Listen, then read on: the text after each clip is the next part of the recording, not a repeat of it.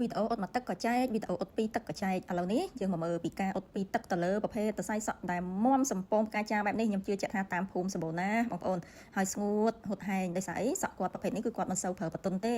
កក់ហើយអញ្ចឹងទៅអញ្ចឹងសម្រាប់តិចនិចនៅក្នុងការអត់ថ្ងៃហ្នឹងគឺខ្ញុំអត់ធ្វើការអត់ត្រង់បញ្ចូល collagen ឲ្យគាត់ដើម្បីទទួលបានទាំងត្រង់ដកដុសថ្មីផងហើយសម្រាប់តសៃសក់គាត់ដែលស្ងួតអត់សូវមានសំណើមឲ្យសក់ហ្នឹងបែរជាមកមានសំណើមមានទម្ងន់អាឡងខុសពីសភាពសក់របស់គាត់សក់ដើមរបស់គាត់ណាអញ្ចឹងបងប្អូនតិចនិចក្នុងការធ្វើដោយសារតែប្រភេទសក់គាត់ជាប្រភេទសក់ធម្មជាតិពីលើដល់ចុងប៉ុន្តែគាត់ស្ងួតចុងខ្លាំងអញ្ចឹងខ្ញុំធ្វើការកក់បើកោសិកាមិនថាអត់អីទេបងប្អូនគឺយើងកក់បើកោសិកាដើម្បីបង្ហាញនូវភាពពិតក៏ដូចជាសម្អាតនូវជាតិគីមីទៅលើប្រភេទតសៃសក់មុននឹងយើងធ្វើការបញ្ចូលថ្នាំអ៊ុតទៅគឺវាជ្រាបចូលដល់បដូរសក់បានល្អហើយវាជ្រាបទឹកថ្នាំបានលឿនបងប្អូនចំណេញពេលវេលានៅក្នុងការឡើងថ្នាំអញ្ចឹងសម្រាប់ការអ៊ុតគឺយើងអត់ធ្វើការផ្លុំសម្ងួតទេសក់របស់យើងបងប្អូនណាសម្រាប់ការអ៊ុតជាមួយថ្នាំអ៊ុតត្រង់អញ្ចឹងគឺយើងគ្រាន់តែជូតវាឲ្យដាច់ទឹកមកបន្ទាប់មកបងប្អូនអាចលាយជាមួយថ្នាំអ៊ុតសម្រាប់រូបមន្តលាយខ្ញុំនឹងតម្លាក់នៅលើ caption អញ្ចឹងបងប្អូនលាយហើយបងប្អូនកូរឲ្យសព្វហើយបងប្អូនឡើងតម្លាក់ទឹកថ្នាំដំបូងគឺបងប្អូនតម្លាក់ដោយគម្លាត2ថ្នាំដៃពីស្បែកក្បាលបងប្អូនយកថ្នាំដៃខ្លួនឯងទៅវាស់ទៅពីស្បែកក្បាលភ្នែកចុះមកអាហ្នឹងគឺយើងចាប់ផ្ដើមការតម្លាក់ថ្នាំលើកទី1ហើយបន្តមកទៀតបងប្អូនយកក្រាស់ថ្មិញល្អិតដូចដែលខ្ញុំបង្ហាញហ្នឹងបងប្អូនយើងយកមកយើងសិតដើម្បីឲ្យទឹកថ្នាំរបស់យើងវាបែកល្អកុំឲ្យវាមានការដុំនៅចំណុចណាមួយហើយនៅក្នុងការសិតនេះដែរគឺយើងសិតប៉ាស៊ីគៀកវាឡើងទៅលើជាងមុនបន្តិចប្រហែលជា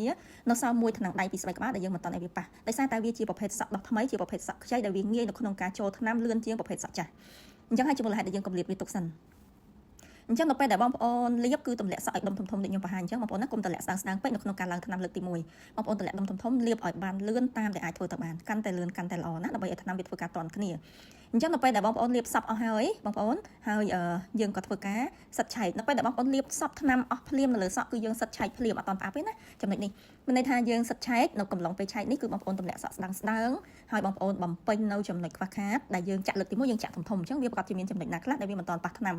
អញ្ចឹងបងប្អូនបញ្ចូលបានលឿនមកបន្ថែមវាមកហើយនៅតែកុំលាតពីស្បែកក្បាលមួយថ្នាំដៃដដែល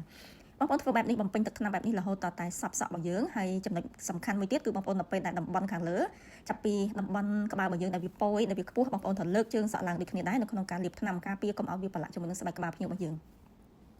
បើកាលណាបងប្អូនឡើងថ្នាំអ៊ុតដោយវាពពកជោគជាំទៅលើស្បែកក្បាលវាប្រឈមទី1គឺធ្វើឲ្យតសៃសក់របស់ភ្ញៀវគឺដាច់ទី1ទី2គឺប្រឈមទៅលើការលមាស់ស្បែកក្បាលភ្ញៀវបើសិនជាករណីថាភ្ញៀវខ្លះគាត់មានបញ្ហាលាក់ស៊ីអីស្រាប់ចឹងទៅហើយមួយទៀតក៏ធ្វើឲ្យតសៃសក់ភ្ញៀវរបស់យើងគឺក៏ពិតជាប់ស្បែកក្បាលពេកគឺអត់ស្អាតទេអញ្ចឹងបងប្អូនលើកបែបហ្នឹងមកអញ្ចឹងបងប្អូននៅពេលដែលយើងឆែកហើយអីហើយយើងផ្អាប់ទុករយៈពេល10នាទីយើងធ្វើការឆែកម្ដង10នាទីឆែកម្ដងយើងអាសាមើលយើងទាញយើងឆែក